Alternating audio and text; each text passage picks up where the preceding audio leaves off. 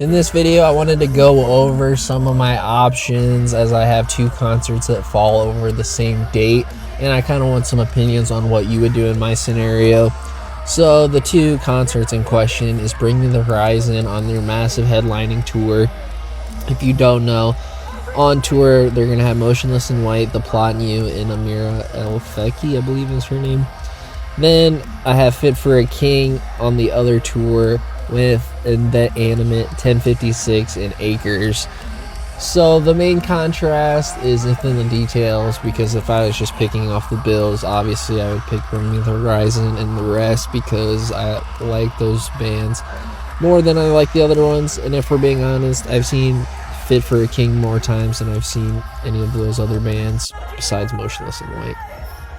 But Bring Me the Horizon, that concert is in Kansas City, which is currently 3 hours from where I reside, and it is on May 12th, which is the day in question, which would be a Tuesday, and I would have to work very early in the morning. So I would basically get back, if the show's done at 11 o'clock at night, it'd be a 3-hour drive back, so I'd get home around 2 in the morning, and then I have to get up at 6 o'clock in the morning the next day for work, which would just be very draining.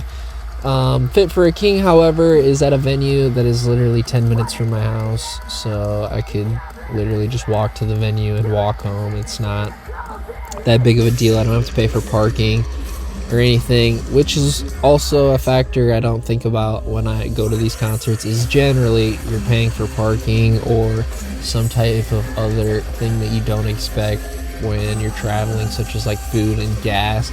And you might not think about it in the moment, but those little expenses can kind of add up over a longer period of time. So like I've said, the Bring Me the Horizon concert is in Kansas City, which is 3 hours away from me. The ticket price for this right now, which is a resale, is $300 for general admission. And you can also pay more if you want for like the VIP packages, which aren't really worth it in my opinion. But these are obviously resale prices for these tickets, and I know it could possibly go down in price day of, but it's not 100% guaranteed that it will go down on the concert day of. You kind of are taking a risk when you don't buy your ticket and then you're driving to the venue 3 hours away day of, which is kind of, it's living life on the edge, or however you want to put it. So $300 plus parking, plus gas, plus food, and then plus the next day I'm going to be completely drained. And I want to just put this little notation in there that you can see all of these bands on the Bring Me the Horizon tour at Sonic Temple or Rockville, and I looked at the ticket prices for those days, and it's only $180 for that entire day on those festivals. So it's literally almost half the price at these festivals for one-day tickets to see all four of these bands than it is to see them on their headlining tour, which honestly is just crazy to me. I don't understand how the prices can be so out of whack like this. Either they need to bring the concert resale prices down and stop charging so much, or the festivals are obviously need to start charging more. And I feel like in both scenarios, it's not great for all parties involved, and there just has to be a better solution. But that is what it is. So it's $300 for me to go see them 3 hours away, or Sonic Temple is probably like 6 hours for me. So I could spend the entire, I think they play on Saturday as well. So it'd just be that Saturday to go see them.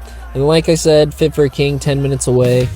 Their ticket price is $35, and I'm pretty sure that's like at the door, just walking in, and that's an entire club of general admission, so it's not really a problem getting a table or anything. Like, I would just get general admission.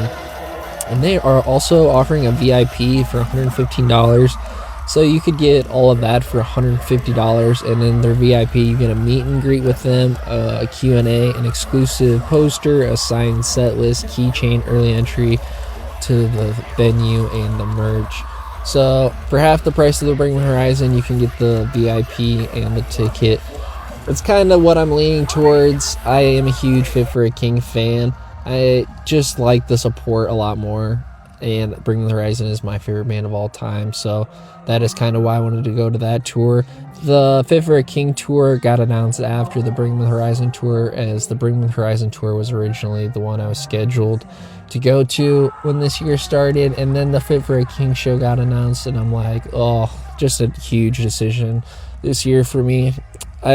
Currently, I think I'm leaning towards just doing the Fit for a King show, saving half my money, and getting home at a decent time, because I love my sleep. So let me know what you would do in this situation. If you did watch this far into the video, I appreciate you as always, and I'll see you in the next one.